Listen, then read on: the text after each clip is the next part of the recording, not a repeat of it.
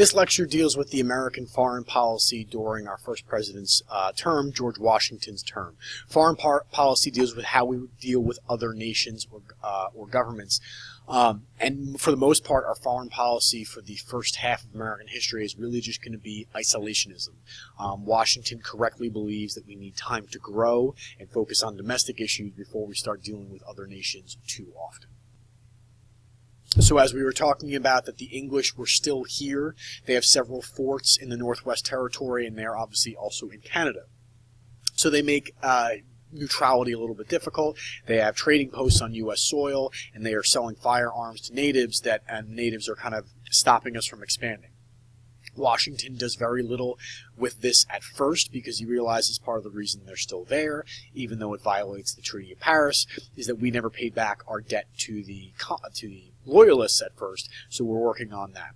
Secondly, he realizes that if he pushes too hard against the British, they can stop us. We are not prepared to get into another war with Great Britain. And he realizes that more so than most because he was obviously the commanding general in the American Revolution. So not only are the British on our soil, they're arming natives to attack us, they also were practicing impressment, which meant that they were getting American ships which were traveling across the Atlantic Ocean, and they were taking the ship, taking its contents and its men, and forcing them into their navy. Both the British and the French are doing this to us because we are kind of the big hub of natural resources for them, and they both want to have access to us, so they try to hurt the other one by impressing U.S. soldiers. Obviously, if this happened today, this would be a major foreign policy issue, and presidents would step in. Washington can't do too much because if he can't fight the British, let alone the British and the French.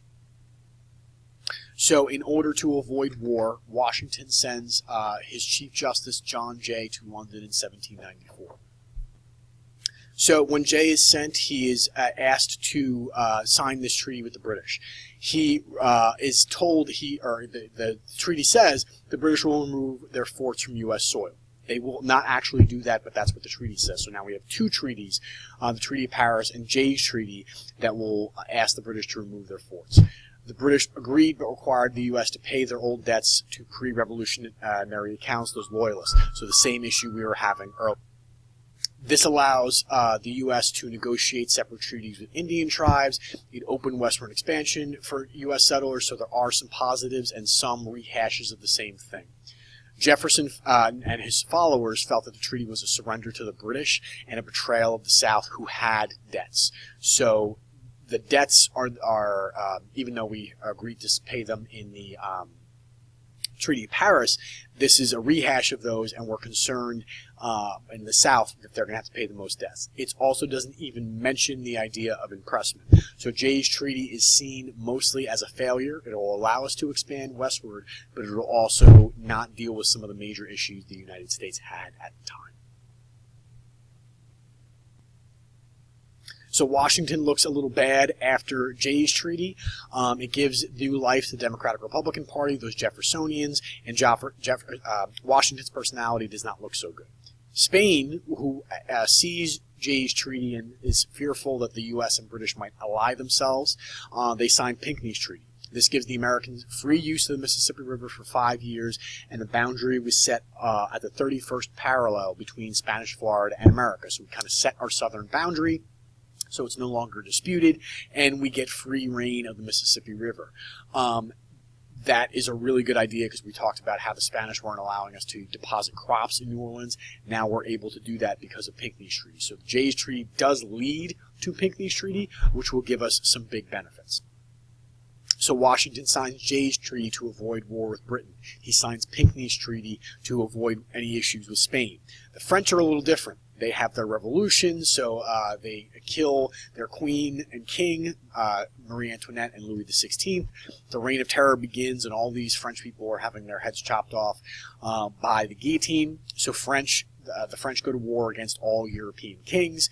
They request the U.S. ship to block the West Indies from the British because they're thinking, hey, we helped you during your revolution, you should help us, and by the way, you owe us a bunch of money.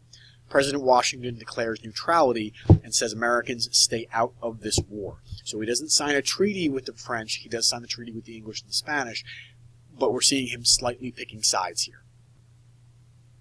So when Washington responds to the French, he says, stay out, U.S. citizens, and avoid anything to do with France.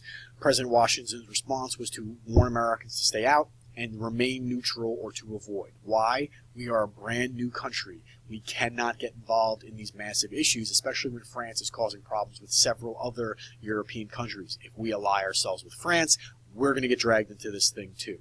And this is going to be a U.S. foreign policy for until about World War I, and then we go back to being neutral as well. So we're going to stick with this idea of we need to focus on domestic issues and stay out of Europe's problems. So the revolutionaries in the country, Jefferson and Paine, including several other Americans, were upset with this. They wanted Washington to support the French. They supported us.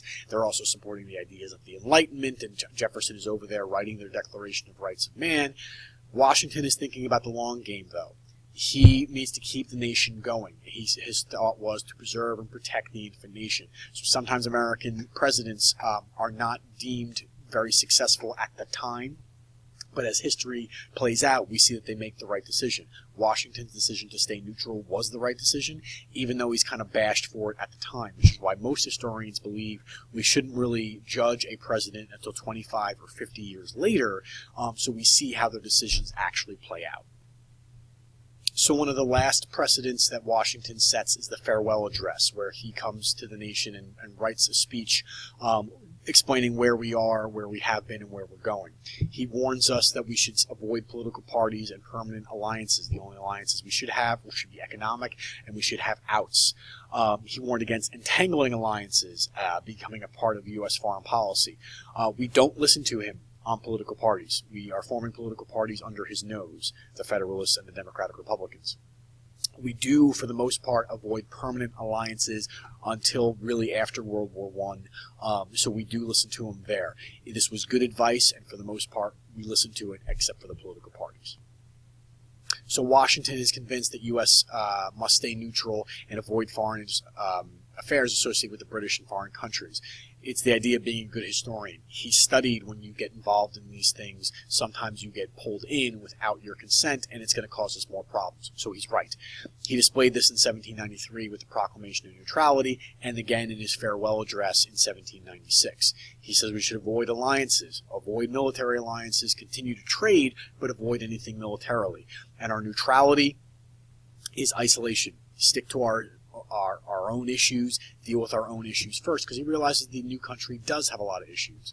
So Washington does not leave in the best light with the Neutrality Proclamation and other things, Jay's Treaty among them, but most of what he's doing is trying to keep the country together at this time, whether it's the Whiskey Rebellion and putting it down, dealing with Native Americans, or remaining neutral in many of the European affairs. He is generally ranked pretty highly because, again, he has no advice of former presidents to go on or other American history to go on.